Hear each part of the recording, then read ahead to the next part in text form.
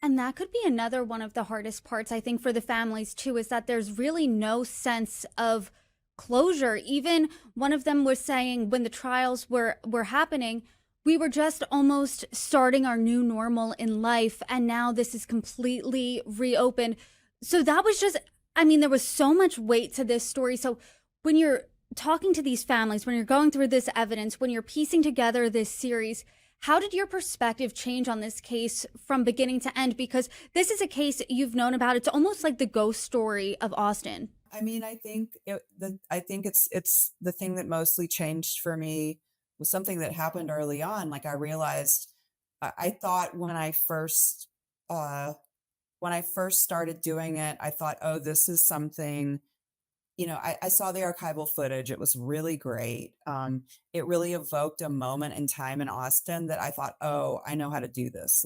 It sort of has a David Lynchian kind of Twin Peaks feel with all the hair and this moment where Austin was sort of more of a, you know, smaller and kind of more innocent place before the tech boom. And I could hear the music in my head, like what it would sound like and how I would light it, to be kind of stylized. But then when I met the families, I was like, if I stylize it that much, it'll take away from what they're saying. You will be looking at like the sort of snazziness of the lighting or you'll be distracted by the sound. I really have to change my focus and focus on the depth of what they're saying. So I had to pull back a lot of the stylization I was thinking of because even though we had it, I mean, it was definitely like we had an idea of how we wanted to light it with these sort of neon backlights and have it feel a certain way, but more subtle than I initially thought. So that was, I think, the major thing is I realized I had to kind of slow my roll on style. I do think you did a really good job in this series of capturing that small town feel of Austin because that's something I was not familiar with.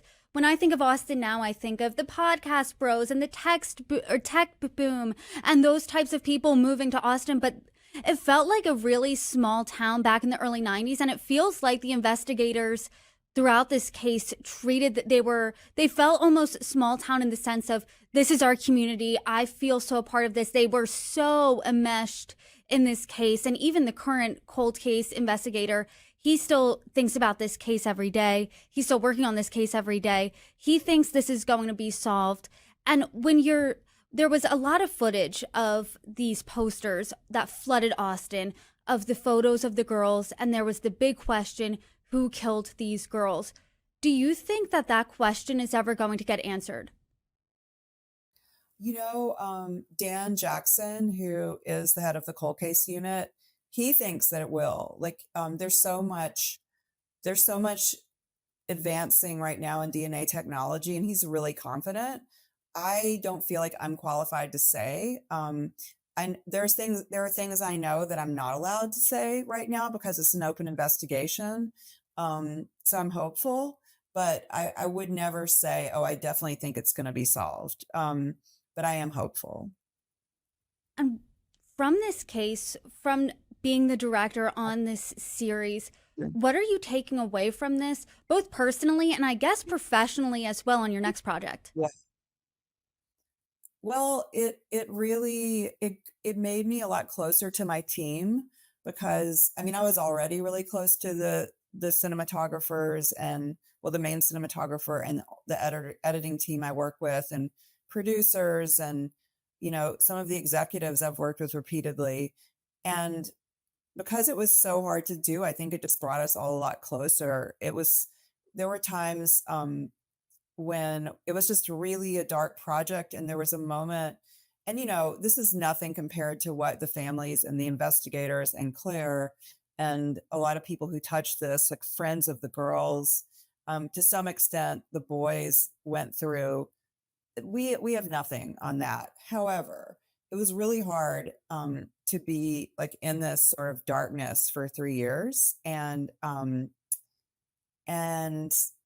one point, people on the team were just nightmares. A lot of the editorial team that were just like, I don't know if I can work on this anymore, and I had to go to A24 and ask for therapy for the team because people were threatening to just not be able to work on it. And they wanted to work on it, but it was just too. But on the other hand, there were people who were working on this project, um, who there were personal reasons why they did want to work on it because of some unresolved trauma in their life around something like this. And so I just think it was a very powerful sort of world, and we all had to stick together to get through it. And I'm very thankful that A24 like helped us with therapy, because it's kind of a thing that's happening in film now for films that are in war torn countries, and also I think things that just deal with deep trauma where therapy is a line item in the budget, but we really needed it. It was something that was, I don't think we would have made it through. That's a really forward thinking way because I've never heard of therapy being demanded like that. And I think that that's a really great thing because you're just dealing and grappling with so much trauma, unresolved trauma. And it doesn't seem like, from what you're saying, that it looks like this is going to get solved anytime soon. Do you have a theory I don't of know what that. happened? I don't know that. I don't know that it's not going to get solved anytime soon. I think if you want to talk about that, you should call the cold case unit, because I can't talk to that really specifically, but I would never say it's not going to get solved anytime soon. Okay.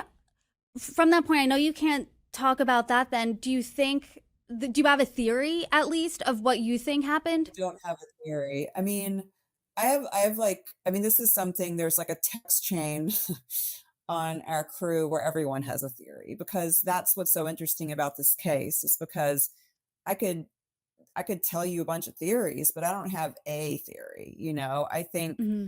um I do think that whoever did it, um, you know, I think it's sort of a complex crime, and it seems like they thought it out in advance to me, just from what I can tell. But yeah, it's just such a black hole in a way. But I do think with DNA, that's the best chance we have to solve it.